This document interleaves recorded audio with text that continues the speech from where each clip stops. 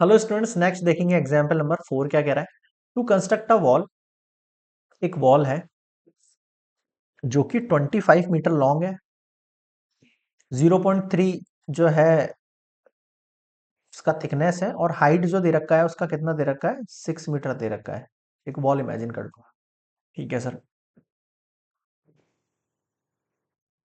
तो मैं लिख रहा हूँ यहाँ पर लेंथ ऑफ वॉल कितना दे रखा है, 25 मीटर। अब आप बाकी की यूनिट्स देखोगे तो सेंटीमीटर में और ये मीटर में, या तो इन सेंटीमीटर को मीटर में बदल लो या इस मीटर को सेंटीमीटर में बदल लो, जो आपको सही लगे।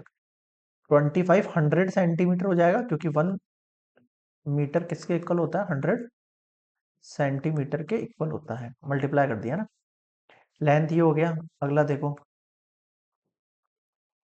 थिकनेस यानी कि ब्रेथ 0.3 इंटू 100 क्या होगा यहाँ पे, 30। एक पॉइंट आगे बढ़ जाता है, जीरो है ना। तो ये 30 सेंटीमीटर हो गया, और ये 6 मीटर हाइट हो गया है 6 मीटर, यानी कि 600 सेंटीमीटर। ठीक है सर, यहाँ तक समझ में आ गया होगा मेरे ख्याल में सबको। अब ये बोल रहा है सबसे पहले तो आपको क्या निकालना है, एंड ईच आर यूज। ठीक है, यहाँ पर हमें ब्रिक्स यूज करनी है। ब्रिक्स के डायमेंशंस दे रखे हैं आपको यहाँ पर। And if motor occupies, motor मतलब कि वो मशीन होती है जिसके अंदर पर मसाला वसाला बनाते हैं टाइप से कुछ है ना। Occupies 1/10 of the volume of wall, की इतना ये जो है ऑक्यूपाई कर लेगा 1/10 ऑफ द वॉल्यूम। तो बचेगा कितना, 9/10 बचेगा। भाई 1/10 जो है वो आपका वो मशीन ऑक्यूपाई कर लेगी, तो बचेगा कितना आपके पास, 9/10 बच जाएगा। Find the number of BRICS निकालना है आपको। तो सबसे पहले तो वॉल्यूम ऑफ वॉल निकाल लेते हैं अपन।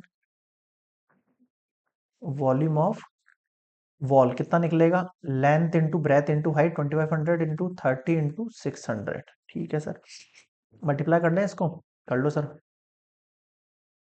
75 इंटू 100,000।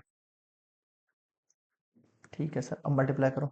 6 5 ज़ा 33 0, 6 7 ज़ा 42, 43 44, 6 7 ज़ा 42, 45। बताओ समझ में आया क्या। ठीक है सर,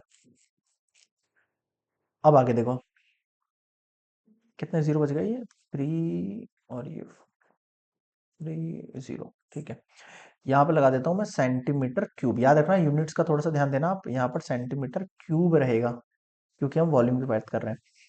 अब वॉल्यूम ऑफ ब्रिक भी निकाल सकते हैं अपन, बिल्कुल सर, इसको भी मल्टीप्लाई कर लेंगे। ठीक है, कर लेंगे इसको, तो छोड़ो आगे बढ़ो। अब देखो, if mortar occupy 1/10 of the volume of wall, तो आपके पास रिमेनिंग जो वॉल्यूम ऑफ वॉल बचा वो कितना बचा। मैं लिख रहा हूँ यहाँ पे, if mortar occupy 1/10 of volume of wall,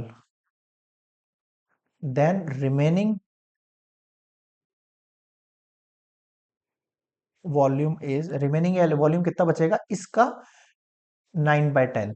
इसका 9/10, 45। इसका कितना बच जाएगा, 9/10 बच जाएगा, है ना। तो जीरो से जीरो कैंसिल आउट कर दिया मैंने। ठीक है, इसको मल्टीप्लाई नहीं कर रहा हूँ, ऐसे ही छोड़ दूंगा मैं। अब देखो हमें क्या निकालना है यहाँ पर, सबसे पहले find the number of BRICS निकालने। तो यहाँ तक पॉज कर कॉपी करेंगे सभी स्टूडेंट्स। नेक्स्ट देखो, हमें निकालना है number of BRICS. Number of BRICS क्या होता है, टोटल वॉल्यूम ऑफ वॉल, उसको डिवाइड करेंगे 1 ब्रिक, वॉल्यूम ऑफ 1 ब्रिक, है ना। टोटल वॉल्यूम ऑफ वॉल अभी निकाला मैंने पीछे, 450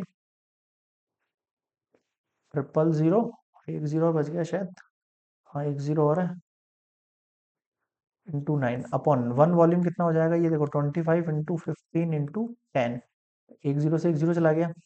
ठीक है सर, 3 3 ज़ा 9, 3 5 ज़ा 15, ये भी ठीक है। और अब आप ऊपर वाली वैल्यू को थोड़ा सा गौर करोगे, तो मैं 45 को अलग कर रहा हूँ, 3 को अलग कर रहा हूँ, और ये 1 2 3 4 अलग कर दिए मैंने। 25 इंटू 5, अब देखो 5 9 ज़ा 45, 25 4 ज़ा 100, और ये डबल जीरो ये यहाँ लग गए। ठीक है, अब आप इन सबको मल्टीप्लाई कर दो। ठीक है, देखो कितना हो जाएगा, 27 इंटू 400, 27 4 ज़ा कितना हो जाएगा, 3 4 ज़ा 120, 3 4 ज़ा 120, 120, 3 4 ज़ा 12, 108 सही क्या, 4 7 8 2 8 4 2 ज़ा 8 9 10 सही है। ये आपके पास नंबर ऑफ ब्रिक्स आ गई हैं, नंबर ऑफ ब्रिक्स। आया समझ में? बिल्कुल सर, ये हुआ कंप्लीट एग्जाम्पल नंबर 4।